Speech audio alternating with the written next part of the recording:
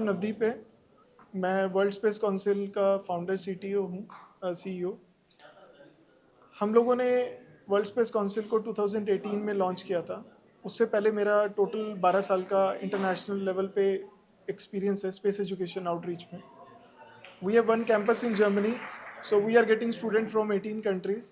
हम 18 कंट्रीज से बच्चों को डिफरेंट नासा के डिफरेंट डिफरेंट कॉम्पिटिशन्स के लिए या अदर इंटरनेशनल कॉम्पिटिशन्स के लिए प्रिपेयर करते हैं। तो उसी की कॉन्टिन्यूटी से या फिर ये पिछले 10-12 साल के एक्सपीरियंस के बेसिस पे हम लोगों ने ये देखा कि बहुत सारे बच्चे, बहुत सारे यंग जो स्पेस एंथुजियास्ट हैं वो स्पेस में कुछ करना चाहते हैं, बट कुछ प्लेटफॉर्म्स नहीं है, कुछ अपॉर्चुनिटीज़ नहीं है। तो अभी तक ऐसा कोई प्लेटफॉर्म एग्जिस्ट नहीं करता जो इंटरनेशनल लेवल पे कम्युनिटी को एक कॉमन प्लेटफॉर्म पे लेके आ पाए। तो हम लोगों ने फिर वर्ल्ड स्पेस काउंसिल को फॉर्म किया और अभी हम लोग कुछ international engagement and outreach activities लेके आ रहे हैं यंगस्टर्स के लिए, स्टूडेंट्स के लिए, साइंटिस्ट के लिए। तो इसी की कंटिन्यूटी में हमने CSIO के साथ अभी रिसेंटली 3 जनवरी को कोलैबोरेशन किया है। तो CSIO की सपोर्ट के साथ world space council in CSIO support of CSIO we are organising this conference here in इंडोसिसन ट्रेनिंग सेंटर। तो इस कॉन्फ्रेंस का मेन मोटिव था कि बच्चों को स्पेस के बारे में अवेयर करना और जो कि इसरो की एक्सपर्टीज एक grass root of the society तक लेके जाने के लिए मीडियम बनना। तो इस कॉन्फ्रेंस में लगभग हमारे टोटल 18 सेशन हुए 3 डेज में और लगभग 5 कंट्रीज से स्पीकर्स ने कनेक्ट किया था।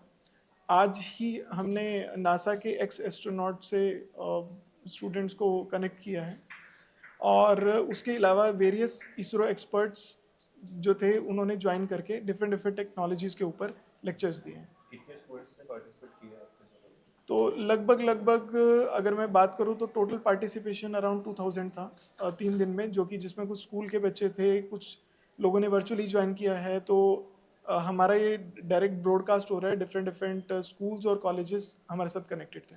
यूथ स्पेस कॉन्फ्रेंस से किस तरीके का फायदा होने वाला है बच्चों को? यूथ स्पेस कॉन्फ्रेंस वन हमारा एक मिशन का एक पार्ट है जिसमें हम यूथ जो कि बहुत इनिशियल लेवल पे हम उसको स्पेस एक्सपर्ट्स के साथ कनेक्ट कर रहे हैं। तो इस कॉन्फ्रेंस में बच्चों ने टेलीस्कोप डिज़ाइन करना सीखा।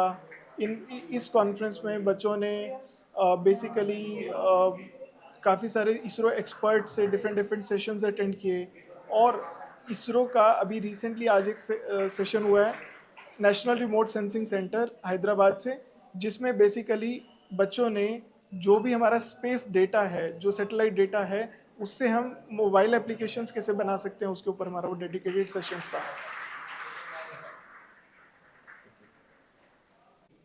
ऐसा जो इनिशिएटिव है specially this part of India जहाँ स्पेस का अवेयरनेस थोड़ा और बढ़ाने की अपॉर्चुनिटी है, तो नवदीप ने अपनी कंधों पे ये रिस्पॉन्सिबिलिटी लेकर, because to organise a conference of this magnitude ये उतना आसान नहीं है, मगर देश ही नहीं सिर्फ दुनिया की कोने कोने से उन्होंने स्पीकर्स को इकट्ठा किया और CSI के साथ ये जो इनिशिएटिव उन्होंने किया ये बहुत अच्छा इनिशिएटिव है।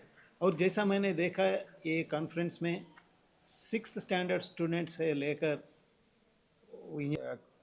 their questions were really, in fact, that was a learning experience for us also. They were asking fundamental questions regarding space transportation systems, human space flight systems, and I'm sure this I have to really appreciate and congratulate Navdeep Singh for starting this type of a venture.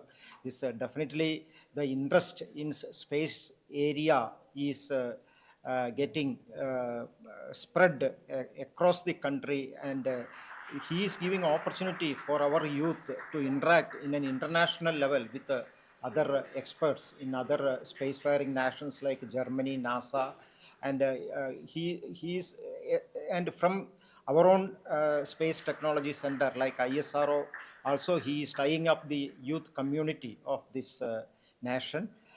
From various places he is inviting the students, and they are interacting with all people, and along with the students there are other private startups are also, so they are also getting opportunity to interact with all experts in this field.